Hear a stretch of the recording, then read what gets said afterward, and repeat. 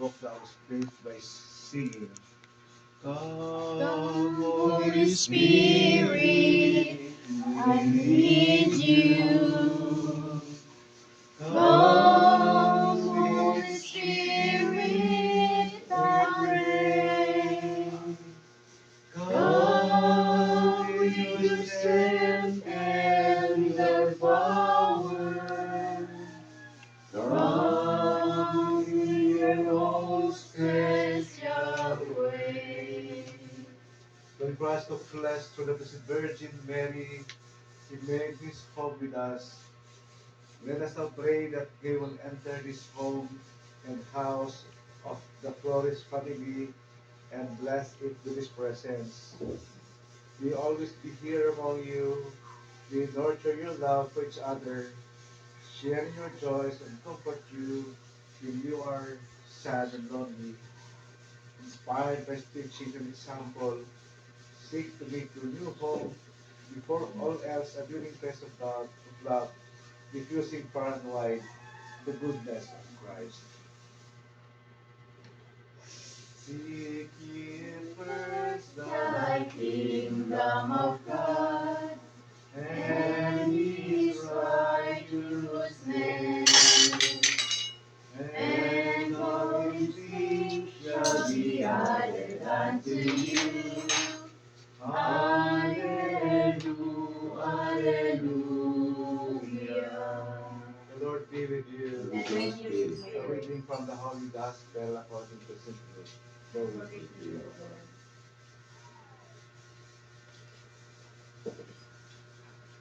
The Lord said to the 72, into whatever house you enter, first say to this peace to this household. If a peaceful person lives there, your peace will rest on him, and if not, it will return to you. Stay in the same house and eat and drink what is offered to you. To the laborer deserves his payment. Do not move about from one house to another. Whatever town you enter, and they welcome you, eat what is set before you. Surely seek and eat and say to them, the kingdom of God is at hand for you. The Gospel of the Lord. Praise to you, Lord Jesus Christ. So yung bakit natin pa-blessing dahil invite natin si Jesus. Jesus is already with us, pero pag magpa-bless tayo, we are invited all na be mindful always the presence of the Lord sa bahay. Kasi ang blessing ay spiritual cleansing and asking for protection. Pero kung ang puso't isip ng mga tao sa bahay ay walang hindi cleanse mo, ibig sabihin, minsan ang demonyo ay nagagaling na sa tao, di ba? Kapag laging galit, demonyo yan. Kaya walang blessings masyado sa bahay kapag laging nag-aaway ang mag-asawa. Kaya spiritual cleansing and protection, sana'y alisin ang mga hindi maganda sa ating puso at diwa para maganda po ang pagsasama sa pamilya. Kalawa, Thanksgiving and dedication. Thanksgiving dahil malapit na matapos ito, maganda ito pag matapos na, tapos birthday din ni Ate Susan, birthday, happy birthday. Tapos community fellowship, may mga kapitbahay ba po? O wala naman. Mga kapitbahay sa ating ulo. Kapitbahay, oo. Yung mga pintan, Sabihin, sa mundong ito ay hindi tayo nag-iisa. Kailangan talaga mayroon tayong kapitbahay, no? Yung mabubuting kapitbahay. Tapos yung sacramental aspects, yung ating mga symbols, ito ay simbolo ng abundance, no? Abundance. Tapos yung water, lahat ay simbolo ng abundance. So we call the Spirit na sana ay more abundance sa pamahay. Okay.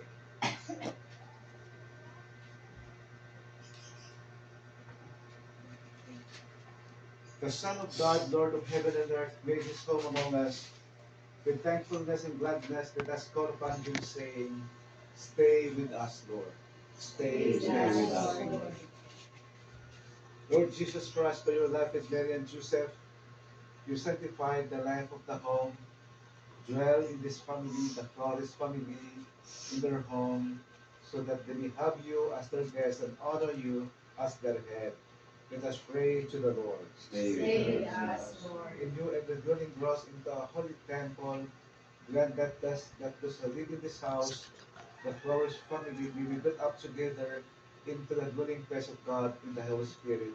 Let us pray to the Lord. Stay with us, Lord. You taught your followers to build their houses upon solid rock. Grant that the members of Flores family be hold fast to your teachings and free of all discord, serve you with their whole heart. Let us pray to the Lord. Stay with us, Lord. Dito mo na yung asawa, versus mga anak, para sa family blessing. Dalawa lang. Ah, puro lalaki pa.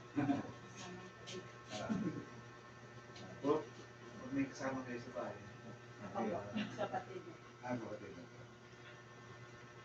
So, we invite you to participate to that. Pag-bawal kayo sa program, pag sila yung karama.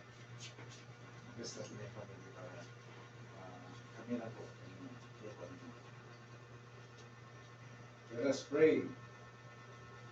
We bless your name, O Lord, for sending your only incarnate Son to become part of a family, especially this Flores family, so that as they live their life here, they will always experience joy. We ask you, Lord, to protect and watch over this family, so that in the strength of your grace, all members may enjoy prosperity, possess the priceless gift of your peace, and as the church, alive in the home, will witness in this world to your glory. We ask this through Christ our Lord. Amen.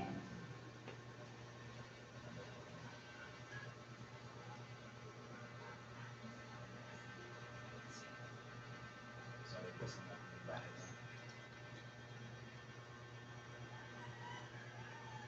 Because once again, go for Holy Spirit. Holy Spirit, I need you. Let us pray. Holy Spirit, I Lord, we bless your servants, pray. the Flores family. Come with your Whose family is strength and your power. And they're asking for your blessing, Lord. Come in your own special way. And their welcome guests will return. And at last receive them into the dwelling place you have prepared for them in your Father's house, where you live forever and ever.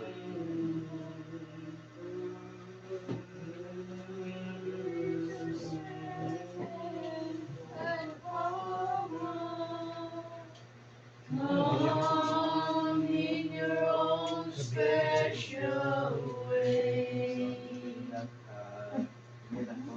Mary, Mary, full of grace, the Lord is With you, blessed are you among women, and blessed is the fruit of your womb, Jesus. Holy Mary, Mother of God, pray for us sinners now and at the hour of our death. Amen. Hail Mary, full of grace, the Lord is with you. Holy Mary, Mother of God, pray for us sinners now and at the hour of our death. Amen. Lord, we ask you to cast away all the evil spirits and the negative energies from this place. Hail Mary, full of grace, the Lord is with you. Blessed art thou among women, blessed is the fruit of thy womb, Jesus. Holy Mary, Mother of God, pray for us sinners now and at the hour of our death. Amen.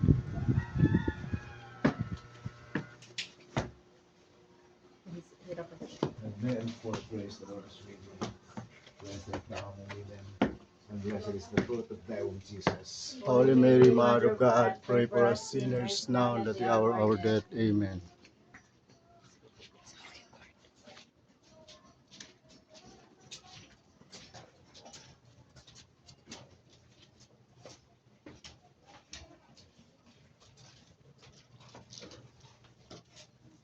Ganda material ito ah. One way mirror. One way.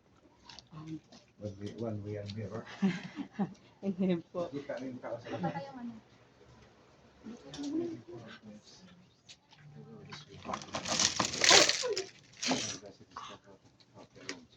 Holy Mary, Mother of God, pray for us sinners now and at the hour of our death. Amen.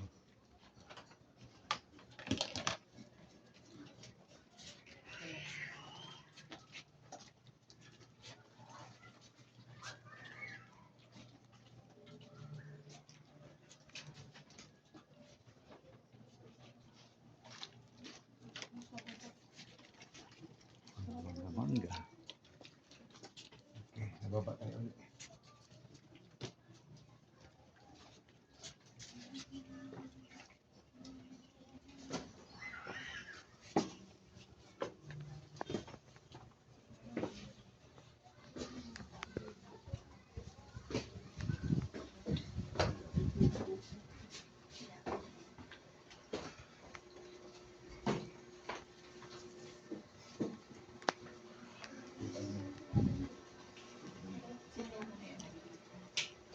So, patuloy natin pasalamatan ng Diyos sa mga biyayang tinatanggap mo ng Flores Family. Pwede na ba tayo ng dakika?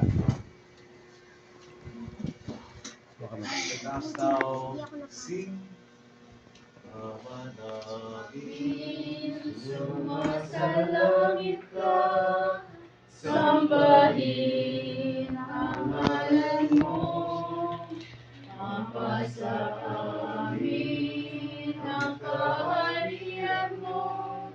Sundin ang loob mo dito sa lupa para lang sa langit.